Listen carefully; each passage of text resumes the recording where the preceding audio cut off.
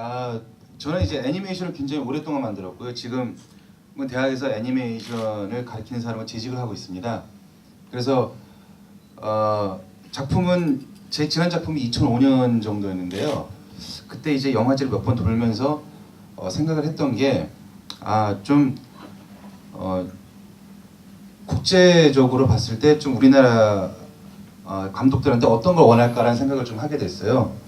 그러면서 탈북자 정도 얘기면은 우리 프로그래머님들을 비롯한 영화제 관계자분 그리고 또 영화제는 좀 이 관객들의 이 지적 수준이 좀 높잖아요. 그러면 괜찮겠다 싶어서 그때부터 좀 이제 대학원생들하고 같이 섭외를 하기 시작했는데 어떤 것들이 있었냐면은 탈북자들을 섭외를 하다 보니까 이분들이 생각하는 게 우리가 생각하는 소위 말하는 그 우파보다 더 우쪽으로 가 있는 거예요. 그러니까 일종의 어떤 브레인워시죠. 자기 생각을 이렇게 딱 이렇게 고쳐먹고. 그러니까 이제 대화를 하다 보면은 이분들은 이쪽에서 굉장히 우파로도 변하신 분들은 북한에서 있을 때도 좀 노동당원이었고 잘 먹고 잘 살던 분들이 보면 남한에 오셔도 좀 잘 먹고 잘 살고 그런 분들이고 북한에서 힘드셨던 분들은 남한에 오셔도 또 힘들더라고요. 또 그렇게 이제 쭉 보다 보니까 그래도 이제 김혁 씨라는 분을 이제 우리가 알게 돼가지고 굉장히 유명한 사람이에요. 저희가 이제 섭외를 해서 했는데 말하는 게 참 재밌더라고요. 저는 배고프지 않았으면 북한에 나오지 않았을 거다. 그러면 배고프면 딴 나라 갈 수 있어요? 딴 나라 갈 거라고 그러더라고요. 심플하게. 이제 그렇게 해서 이제 얘기를 쭉 이제 진행을 하고 같이 얘기를 듣고 인터뷰를 하고 쭉 하다 보니까 아무래도 이제 좀 이데올로기적인 얘기가 좀 나오는데 그건 제가 이제 대학 다닐 때부터 좀 관심이 있던 부분이에요. 좀 이제 민가협 막 이런 활동들을 좀 보고 이러면서 과연 사람의 사상이 인권보다 더 중요한가? 그건 아니라고 생각하거든요. 분명히 인권이 더 중요하지. 우리 뭐 빨갱이 그런 거 물어봐요. 학생들이나 친구들한테도 야 친일이 더 나빠? 빨갱이가 더 나빠? 뭐 이런 문제들. 좌파가 나빠? 우파가 나빠? 뭐 이런 거는 뭐 인권에 우선할 수는 없는 거죠. 인권이 더 우선이죠. 그래서 아무래도 좀 이렇게 하다 보니까 그쪽으로 좀 얘기가 흐르게 된 것 같아요. 그래서 그렇게 됐고, 근데 뭐 다행히 해외에서도 반응이 좋고 뭐 그래가지고 뭐 굉장히 만족하는 건 아니지만 만족하고 있고요. 또 우리 김혁 군이 너무 목소리 연기를 하면서 연기자가 아니잖아요. 여러분 좀 풋풋한 그런 걸 좀 느끼셨을 텐데 너무 고생도 잘해주고 그래가지고 좀 고마워하고 있습니다. 제가 이 영화를 찍게 된 계기나 그런 거는요. 작년에 같은 경우에 제가 이제 약간 좀 그런 경우들이 있더라고요. 사람들의 말 한마디나 아니면 사회적 지위적인 거나 그런 것들 하나에 사람이 밑바닥까지도 짓밟히고 떨어지고 하는 경우들이 있더라고요. 그렇다 보니까 무언가 사람에 대한 얘기를 하고 싶었고 그거에 대한 폭력에 대한 얘기를 해보고 싶었습니다.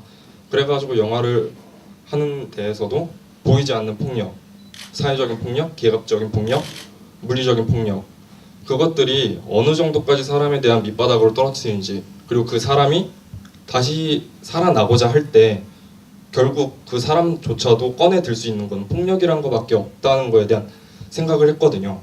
물론 뭐 그렇다 보니까 영화가 좀 더 하드보일드? 약간 좀 그런 쪽으로 가게 되고 좀 지저분해지고 하는 느낌이 있었는데 저는 그래서 영화를 찍으면서도 느꼈던 게 약간 오히려 영화를 보는 관객분들이 좀 지쳤으면 좋겠다라는 생각을 했거든요. 왜냐면은 솔직히 여기 영화 속에 있는 인물보다 그리고 관객분들보다 진짜로 더 바닥에 있는 분들 같은 경우에는 바닥까지 떨어져 있는 어떻게 보면 인권조차도 보호받지 못하는 그런 분들에게는 더 힘든 순간일 수도 있는 거거든요. 그렇게 생각을 하고 영화를 만들고 했습니다. 드리겠습니다. 네, 사실은 비슷하죠, 그죠? 목소리. 저 아까 교수님께서 그 말씀하셨던 것처럼 좀 고생 많이 했습니다. 그 녹음을 하면서 목소리가 좀 불투명하고 그다음에 이 발음이라든가 이런 게 정확하지가 않아서요. 자신감이 떨어질 때는 항상 앞에 굉장히 많은 분들이 지켜보고 이럴 때는 그 자신감이 떨어져서 발음이 불특정해지는 뭐 그런 현상들이 지금도 나타나고 있는데요. 네, 그 제가 이 이야기에서 사실 보여지고 있는 의미는 여러 가지로 저한테는 굉장히 큰 가치가 있는 애니메이션이라고 생각을 하고요.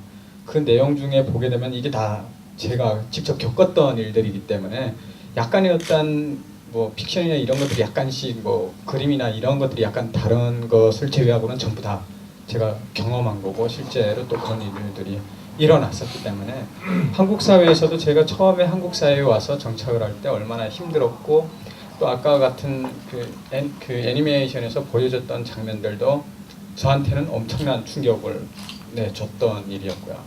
그래서 그런 부분들을 하나하나 엮어가면서 이 그 애니메이션을 만들어가는 과정에도 상당히 내가 이런 경험들을 있었는데도 불구하고 내 스스로 치유하기 위해서 항상 잊으려고 했던 그런 부분들도 있었고 다시 한번 얘기 나오니까 그게 어찌 보면 무섭다라고 하기보다는 좀 더 업그레이드 돼서 이러한 경험들이 내가 지금 서 있는 이런 김혁이라는 인간을 만들어냈구나 라는 생각을 가지게 됐습니다.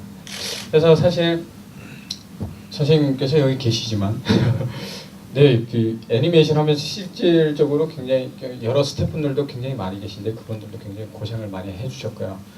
저는 그냥 말밖에 한 게 없어요. 말을 쭉 해놓으니까 그게 그림으로 만들어지는데 상당한 그 시간도 걸렸었고 또 주변에서 막 이렇게 모습들이 피폐해가는 아주 간접적으로 봤습니다. 그 스태프들이. 그러면서 진짜 잘 만들어졌다. 이게 이 영화가 가지는 의미를 제가 굳이 말씀을 드린다면은 첫 번째는 제 형을 찾는 데 우선 목적이 됐습니다. 형은 지금 헤어진 지 약 10년이 됐고요.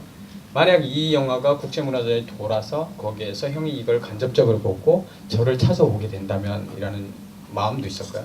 두 번째는 탈북자가 사회에 나와서 정착하는 과정에 다가올 수 있는 여러 가지 충격들이 나 한 사람뿐만 아니라 굉장히 다양하게 많은 사람들이 경험을 하고 있다는 거.